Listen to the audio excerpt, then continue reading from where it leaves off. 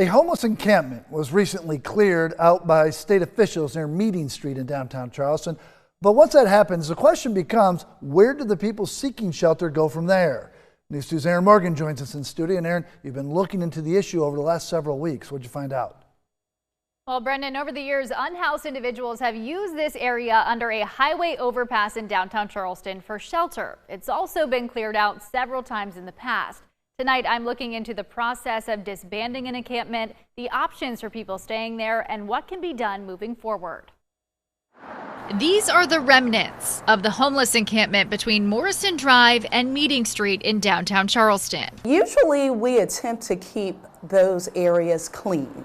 The area is owned by the State Department of Transportation, but the city requested the area be cleared back in September. Typically what the driving force is behind asking individuals to leave a location is, one, if they're interfering or getting in the way of traffic in any way. So sometimes they will come out near the streets and ask for money. Other times, the need is to literally clean it up because the trash is getting so severe. After delays from weather, crews began work on November 4th. City officials say the people living in areas like this are notified, sometimes weeks before it is cleared, sometimes just 48 hours in advance. And so what we will do is send what we call our outreach workers to our unsheltered neighbors and say, this is not a place for habitation.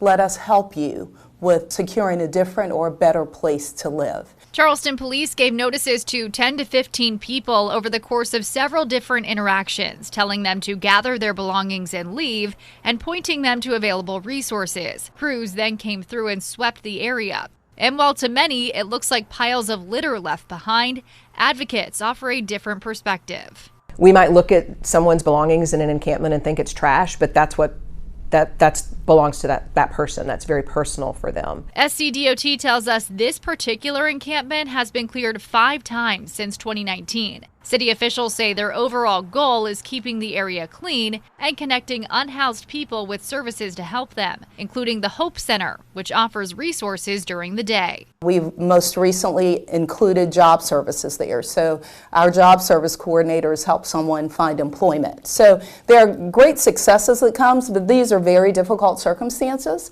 and people don't have to take the services. Stacy Deneau, the CEO of 180 Place, says that's because when an encampment is cleared, it can affect a person's desire to seek services, especially if they are told to leave with short notice. They've started to trust service providers perhaps, and then an encampment gets dismantled in a way that's, that could violate that trust or really set people back on their path towards permanent housing. In fact, Deneau says oftentimes they will just find a new location. So dismantling encampments on the basis of health and safety and sanitation, that sounds good.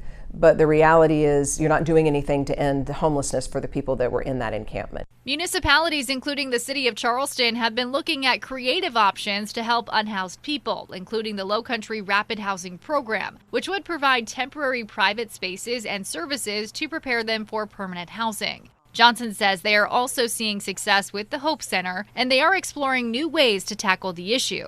In concert with our police department, in concert with other stakeholders and providers in our community, such that we're using the most up-to-date and the most innovative ways to reach the population that are unsheltered. But Deneau says to actually end homelessness and keep new encampments from being established, there is only one solution. The creation of affordable housing, whether it's literally constructing units or taking units that we have now and making them affordable, that's how we're going to end homelessness. It's not by creating more shelter beds. It's not by just moving encampments and hiding people. If we want to end homelessness, we need to continue to work with homeless people who are unsheltered to find them their own place to live. And we were also recently made aware of a homeless encampment along private property on Ashley Phosphate Road. We are told law enforcement made contact with one person out there. They refused the offered services and left the property. Dorchester County officials say they cleared debris from the road, and they are now working with the property owners to clean up an area in the woods.